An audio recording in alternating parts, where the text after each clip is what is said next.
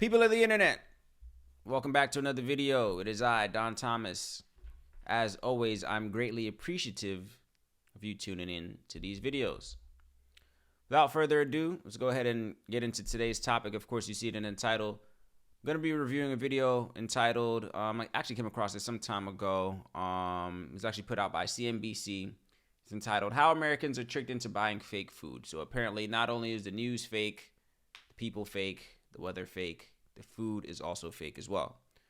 So of course, as always, I may not go over the full video. I'll make sure I cover the gist of what it is, and of course leave some room for commentary towards the end. And as always, I will be sure to leave the link to the full video that you guys can watch in its entirety down in the description below. So without further ado, let's go ahead and get this queued up and review what exactly is going on with our food here in America.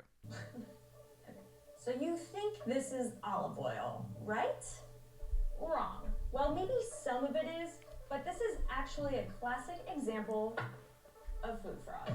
Extra virgin olive oils are being switched out with cheap ones. And fraudulent to sell something labeled as something else. Why is this fish being mislabeled? Your Parmesan cheese products do not contain any Parmesan cheese. As there was no one brand that stood out as completely safe.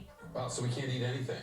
I guarantee you, anytime a product can be passed off as something more expensive, it will be. It's that simple. Counterfeits, dilution, substitution, and mislabeling. Food fraud not only harms consumers' wallets, it puts their health and safety at risk. We might not know the overall impact of food fraud because so much of what fraudsters do is hidden from us and has been for centuries.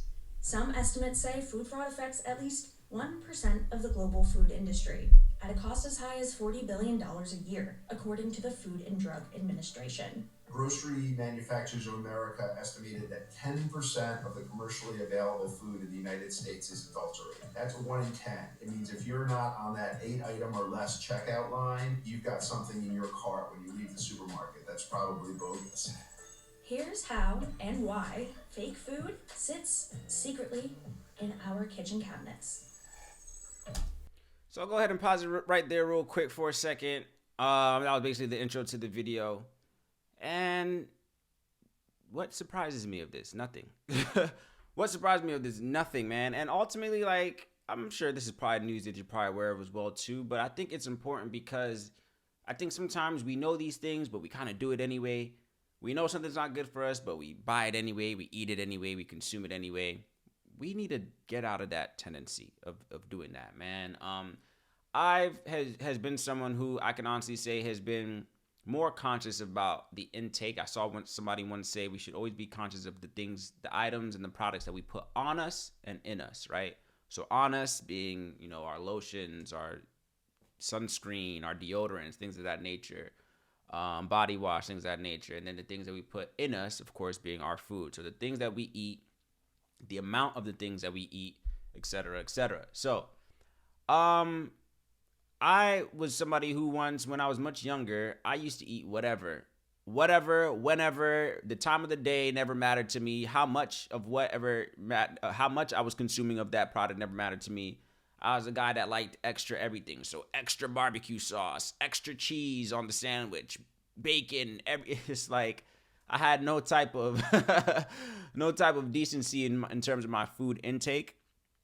Of course, as you get older and you start being, more knowledgeable in certain things, you start understanding like, no, man, that is just acceleration to an inevitable death, right? I feel like the food that we eat, we do have to be more mindful of. Now, of course, you're aware of such things as preservatives, and there's things like, the organic food, this and that. I think all of the food, whether it's organic, whether it's, farm raised or whatever the case is, I think all of the food in this country, and I would say worldwide as well too. Of course, this video is specifically talking about America, but I would argue that this is happening all across the world, right? Ultimately, man, I feel like definitely, what can we do, right? We sometimes we underestimate the entire process of some of the things that our food goes through in terms of how it gets from, from farm or from lab to our dinner tables, right? To the point that we're consuming it. So Yeah, that's basically the gist of this video. Let's dive in a little bit more, see what they're talking about. According to the FDA, food fraud is considered economically motivated adulteration, or EMA. It's a monetary impact to the consumer and to the food manufacturers, but it's also a potential public safety, public health impact. It robs us of nutrients and can kill people and has done. Larry Olmsted researched food fraud for years and published his book, Real Food, Fake Food, in 2016. As I worked on this book, my definition of fake food became anytime what you buy is not what you think you're buying. Doesn't really matter whether it's legal or illegal. It's where you're being tricked. You're buying something that's not what you think it is. The worst offenders can include seafood, meat, dairy, honey, alcohol, spices. The fraud happens more with more expensive foods. Totally makes sense, right? There's a higher margin. Take your extra virgin olive oil as an example. Fraud usually occurs here when a cheaper oil is added to the more expensive oil, and the label still reads 100% extra virgin olive oil. That's food fraud. Let's pause for a second. Think about some of the things that you consume right now that you are confident that you feel like, oh man, this is good for me, or this is great because it costs a lot, so therefore, it's not cheap. I spend a lot on this fish, on this salmon, on this meat, so of course it has to be good quality. Not necessarily. Of course, you heard it there, man. It's usually things that are the most expensive. If it could be passed off, of course, sell high, buy low, or produce low, sell high. I'm sure they're gonna take that opportunity to do so. And again, I think about things about the amount of humans that live on this planet. Everybody can't be eating the real thing. I always say this in terms of like our chicken. Of course, you saw meat was on that chart. Poultry, things of that nature, seafood. I always think about it like this, right? I always pose this question to people as well too. Think about all the places right now where you could get any poultry item, any item that has chicken, right? So chicken tacos, chicken sandwich, chicken wings, whatever the case is. Almost every corner in America, you'll be able to find some type of chicken, right? Do you think everybody's eating real organic farm-raised chicken? Think about from, all the McDonald's in the world and all the carryouts in the world and all the restaurants, any place that serves chicken. Somebody's eating the fake thing. Somebody's not eating the real thing. I think about all the little hole-in-the-wall spots, your late-night spots, whatever the case is, your food, the food trucks and things of that nature. Do you think all of us are eating freshly raised, farm-raised chicken? Or are there maybe substitutes for that chicken teriyaki or that, chicken Philly stub, whatever the case is? Sometimes I look at the food, man, and I'm just like, there is no way this came from an organic chicken. Just the other day, I ate some strawberries that were highly questionable. They were too perfect. It's just like, nah, bro, this can't be real. They even tasted funny. Like sometimes you can taste the inorganicness of the food that we're consuming, and then I'm guilty of it too. It's just like, all right, man, whatever's gonna get me is gonna get me, But this is real, people. This is real, man. Sometimes oh no, I only shop at Whole Foods or Wegmans, or oh no, I don't shop at Safeway. One way or another, you're gonna be consuming something that is not gonna be organic, or label lying. I think they kind of speak on that in this video as well too. Let's dive in a little bit more, see what else they're talking about. Has been adulterated for thousands of years because it is of high value and it is sought out. They might flavor it with beta carotene and maybe color it with a little chlorophyll to make it a little more green. And so then you've got a lower quality, cheaper oil. So both of these olive oils I got at the grocery store, and both of them are the store brand, but one cost way more than the other. This one had a label of 100% Mediterranean blend of extra virgin olive oil. So the olives were sourced from a bunch of different European countries, and it said it was packed in Italy, and there was no expiration date. And when I purchased this one was a 100% California extra virgin olive oil. First pressed, cold pressed, unfiltered, no artificial colors, preservatives, or flavors. And this one had an expiration date. It said that these olives were harvested in October, November 2022, and that it would be good on your shelf until August 2024. And it was much more expensive. Roughly twice as much as this olive oil. And this one had way more information about where this olive oil came from. Now let's look at the spice market as another one that's vulnerable to fraud. Think of an expensive spice like saffron. This tiny amount cost me $20 at the store. Saffron can be bulked up with some other material like plant stems and sold as the same, according to the FDA. Popular spices like basil and chili powder from a range of different brands.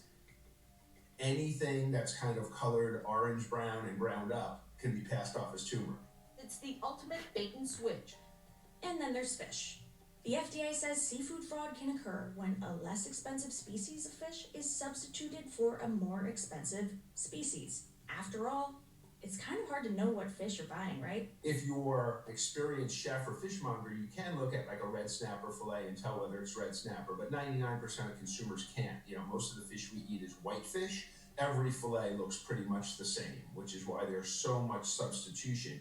The FDA is mandated by law to inspect 2% of the imported seafood, which is, I think, a very, very low bar. 2%? In fact, the U.S. imports as much as 85% of its fish. Federal fisheries enforcement is serious business.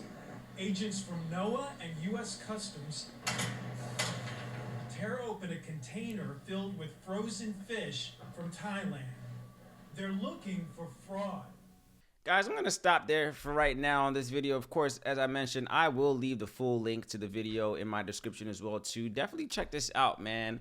Yeah, man, what are your thoughts on that?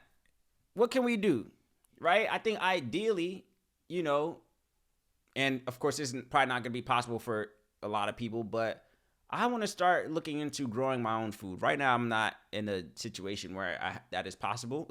I don't own land.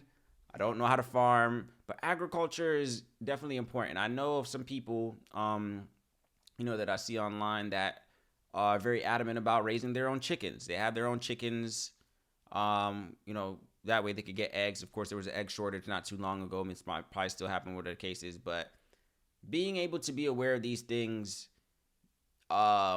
and you know, put up some type of barrier of preventative maintenance for you and your family, I think is important, man. So again, maybe this information you probably already knew, but maybe, of course, maybe just like me, you place it on the back burner of your thoughts and you kind of keep it pushing.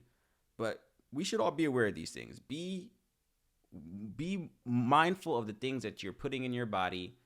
You know, and then of course there's all these things about these mysterious cancers and you know, all these ingrown things that are happening. And even like the kids that are growing up, our teenagers, man, where like these hormones, kids are 13 looking like 23, you know, kids are, you know, 6th graders playing, you know, all these sports and they're like towering over you like some type of giant.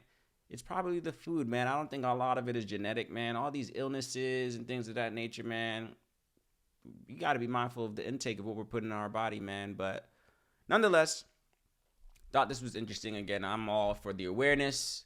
I'm all for the education of things that you may or may not know. And then have some type of discourse, man. I mean, hey, I didn't say it. They did. How Americans are tricked into buying fake food, right? So as I mentioned on this channel, you know, it's not necessarily that I'm trying to whistle blow anything that's not already made public to you as well, too. But these are the things that we should all, as a human species, be more aware of. Especially for those of us, you know, for our own selves, but our families or whatever the case is, man, the things that you're feeding your children, things of that nature.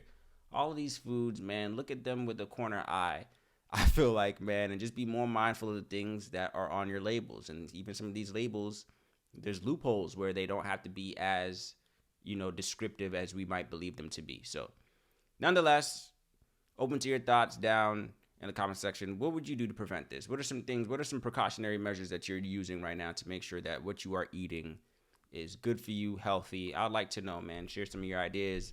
Share some of your strategies. As always, it's greatly appreciated. I'll catch you in the next one.